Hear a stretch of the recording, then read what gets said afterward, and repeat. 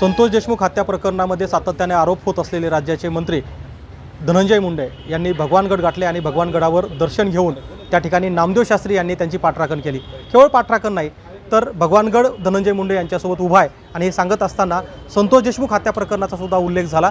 नेमका उल्लेख काय होता त्या संदर्भात बोलण्यासाठी माझ्यासोबत धनंजय देशमुख जे संतोष देशमुख यांचे कनिष्ठ बंधू आहेत। मला सांगा, तुम्ही ऐकलं असेल महंत नामदेव शास्त्री यांनी आपल्या प्रकरणाचा उल्लेख करून म्हटलं होतं की चापट मारली आणि वाद झाला आणि त्यानंतर त्याचा प्रत्यय असा झाला, यावर तुम्हाला काय वाटतं? आता मी तेच वाक्य परत तुम्हाला बोलतो।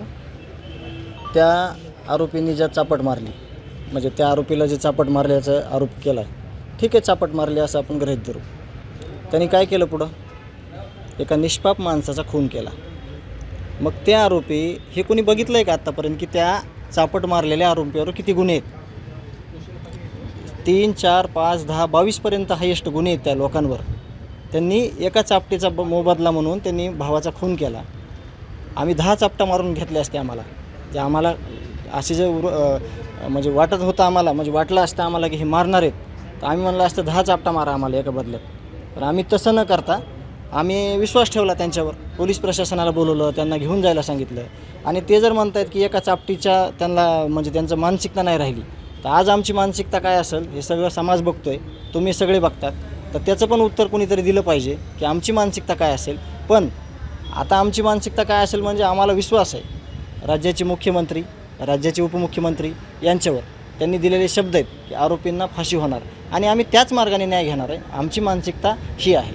अच्छा, हे बोलत असताना महंत नामदेव शास्त्री यांनी जातीय संघर्षातून हे पुढे वाढत आहे आणि यात धनंजय मुंडे दोषी नाही आहेत आणि अगदी खंडणी करून गुन्हा करावा अशा प्रकारचे धनंजय मुंडे नाही आहेत असं सुद्धा म्हणाले। जे आरोपी आहेत त्यांच्यावर खंडणीचे गुन्हे आहेत, रेकॉर्डिंग आहे, CCTV फुटेज आहेत।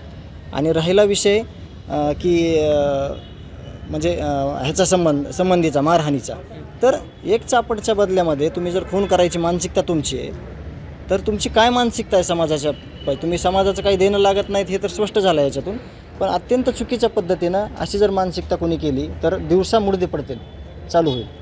पण ही मीडिया ट्रायल होते, अगदी जातीय सलोखा राखायचा असेल तर संत महंत जसे विचार करतात आणि लोकात जाऊन काम करतात तसं मीडियानं पण केलं पाहिजे असं अपेक्षा सुद्धा त्यांनी व्यक्त केली। जातीचा विषय पहिल्या 10-15 दिवसामध्ये क्लिअर केलेला आहे देशमुख कुटुंबियांना।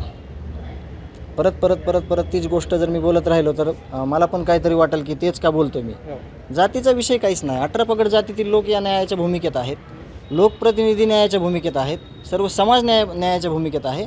आणि जर असं कुठंतरी वाटत असेल जातीचं, तर मी त्याचे 100 पुरावे देतो की जातीचा इथं काही विषय नाही। इथं ह्या विकृती आहेत आणि विकृतीने केलेला हा घात आहे, ती ठेचली पाहिजे। त्याचं कोणीही समर्थन करणं खूप अयोग्य आहे। नक्कीच, तर ही विकृती आहे आणि ही सगळ्यांनी ठेचली पाहिजे असं मत धनंजय देशमुख यांनी व्यक्त केलं आहे। कॅमेरामन प्रमोद जोशीसह गोविंद शेळके, ABP माझा, बीड। ABP माझा, उघडा डोळे बघा नीट।